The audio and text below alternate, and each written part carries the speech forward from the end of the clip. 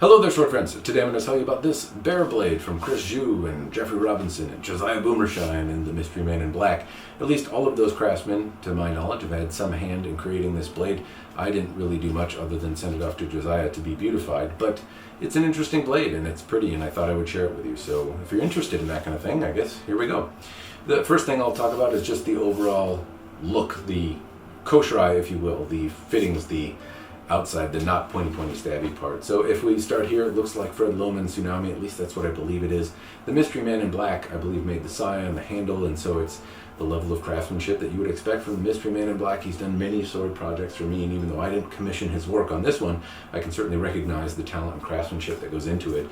Anyway, very tight, and honestly this color is a little weird, but I just like how it's aged. It's kind of got this woodsy bear theme, and the fraying on the ito in some kind of way, and the coloration would just remind me of, I don't know, a woodsy kind of look. Anyway, the colors have grown on me, suffice to say, but the ito is tight, large nodules in the samegawa, and just overall very pretty. The saya is got little bear prints over here. Unfortunately it was damaged, and so there are some dings in the saya, but not so much that it can't be used to color them in with a Sharpie, and it's not great, but it will suffice.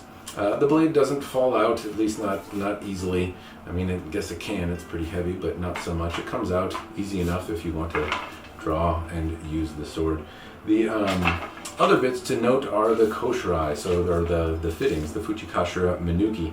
So this set was actually made by Jeffrey Robinson, something that I found quite interesting. Jeffrey Robinson, if you're unfamiliar, I'll put a link to his website in the description down below, but he's quite a well-known bronze casting, sword making, kind of badass sword maker guy. He does all sorts of cool stuff, and I didn't know that he made Japanese style Fuchikashira Minuki type stuff. But I recognize his work is really quite good, and so it was really interesting to find out that this is actually his work and that he had a hand in making this blade, which explains the kind of what I believe to be cast bronze. Jeffrey Robinson has a propensity to use cast bronze in his projects, and I believe that's what this is. So there are some interesting things. The bear has an angry face on the kasha right here, and I like the bear face. I can make out some details. It looks overall, I think, good to me, at least in the realm of cast bronze type stuff. The shaping of the kasha is a little bit odd. The edges around here are a little sharp, and it just doesn't have the refinement that I suppose I would find in most, kashra type stuff. I don't know when Jeffrey necessarily made this or if this was intentional. It has a roughness to it in terms of the overall set. But then again, it's a woodsy grizzly bear kind of thing, so maybe that's intentional, or at least the theme plays into some of the roughness that I spot in the fittings. In any case, I really like the bear face right here. The outside doesn't have any additional embellishments on it. The Fuchi does have bear prints and it almost looks like bear prints in the dirt or mud or snow, or it could just be in like a lacquer color. Anyway, it's really quite nice. I make out the bear prints, and this Fuchi is one of my favorite parts. It has, a sense of artistry that I really appreciate. The Minuki are also really nice, and I would say the Minuki are probably one of the more detailed pieces. It's odd because the bear on the kasha and the bear on the suba seem a little bit rougher, a little they don't have as much detail. I can obviously make out that there's a bear. They have depth and dimension. I'm not trying to knock the man's work, but the Minuki are kind of a different level of detail. I can see this kind of angry bear face on here, and it's very, very clear and concise. I can make out the fur. It looks like a higher level of bronze casting, and it's quite nice. The bear on the suba is a little, a little rough to me.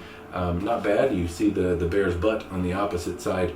It's a little rough looking, but overall the coloration on the suba, just how the bronze kind of came out, where it's dark, where it's light, is really quite classy.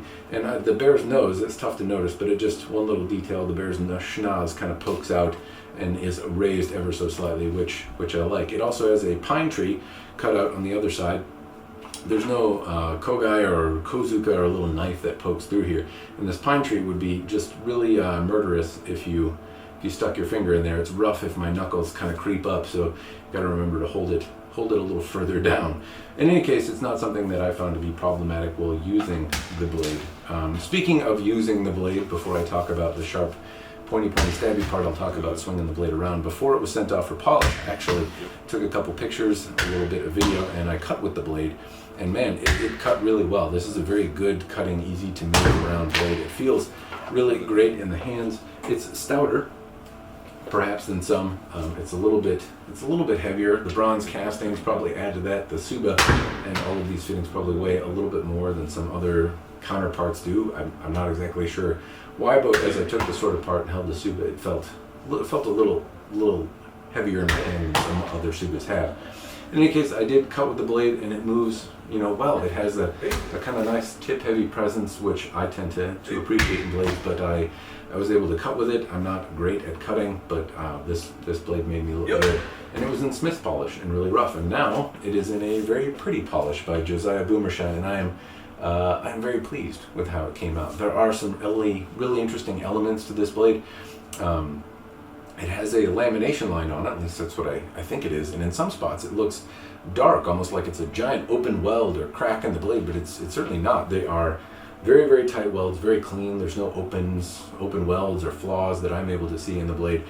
Just a very bold pattern, interesting different patterns that I see on this blade that I haven't necessarily seen, or I haven't been exposed to on many others. It's been really interesting to look at, quite beautiful in person, and I think Josiah really did an impeccable job at polishing the sword. It really came out beautiful.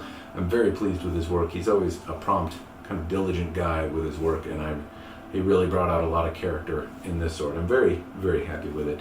Anyway, there's just so much to appreciate in terms of the overall coloration and the hata, the pattern on this blade.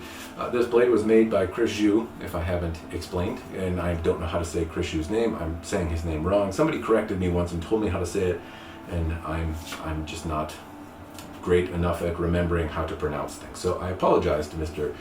Zhou for not saying his name right, and in any case, it's also speculative that this blade is actually made by Chris Zhou because he didn't sign the tang, and I guess that's not characteristic of his work. But the person I bought the sword from is a person I bought many swords from, many nice swords, and I don't have any reason to doubt that that they bought this blade directly from Chris sometime around 2006 or 2008 after he won the Masters of Fire competition that was going on at the time. And anyway, it's supposed to be a tamahagane, not necessarily tamahagane, but a kind of house-made steel, a manufactured steel. And it's a laminated pattern and has all sorts of cool stuff, and it's pretty looking. Anyway, it is worth noting that it's speculative that Chris Zhou made the blade, though I do believe it to be the case. I just haven't been able to connect with Chris Zhou. I don't know how to contact him. I don't know how to ask him if this blade is his work or not. So maybe one day he'll see this video and comment if it is his or not. In any case, it really moves well. It's a fantastic blade. I really like all of the little characteristics in the steel, and I'm glad it's mine. So anyway, that's all I have for you. I hope this has been interesting. If you have any questions, feel free and let me know. And as always, cheers and thanks for watching.